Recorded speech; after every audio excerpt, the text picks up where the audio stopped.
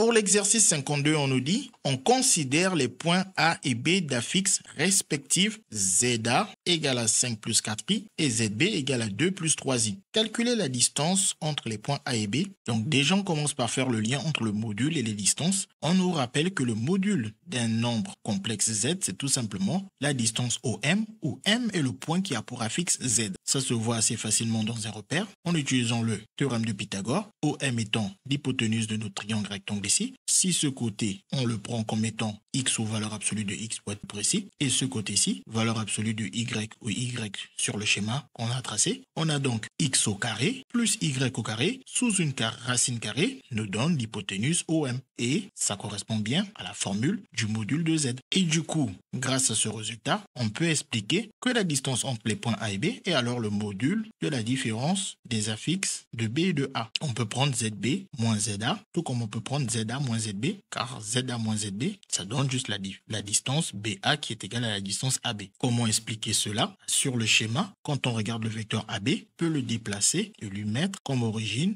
le point O du repère. Et donc du coup, son extrémité devient un point M. Un point M qui a la même affixe que le vecteur OM qui est égal au vecteur AB. Et par conséquent, le point M, son affixe se trouve alors en faisant ZB moins ZA. Et donc quand on calcule le module de Z, c'est égal au module de ZB moins ZA. Mais le module de Z, on a déjà dit que c'est la distance OM.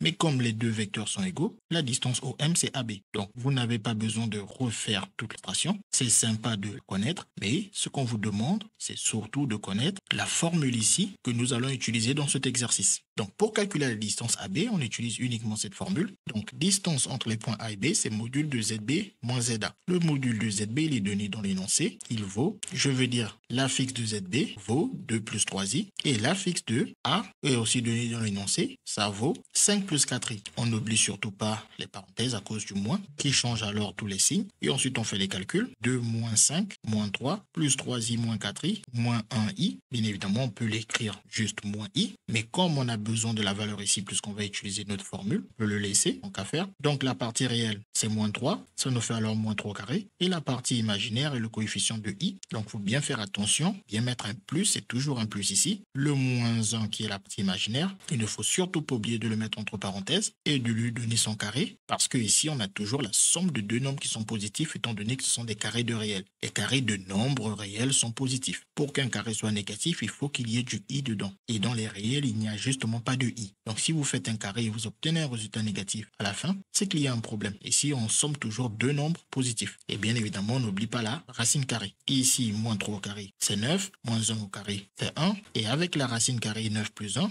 nous donne alors racine de 10. On peut dire que la distance AB est égale à racine de 10. Bien évidemment, pensez à vérifier s'il y a une unité ou pas. Ici, on n'a pas d'unité. Donc, on s'arrête là et on dit que la distance AB, c'est racine de 10. CQFD, ce qu'il fallait découvrir.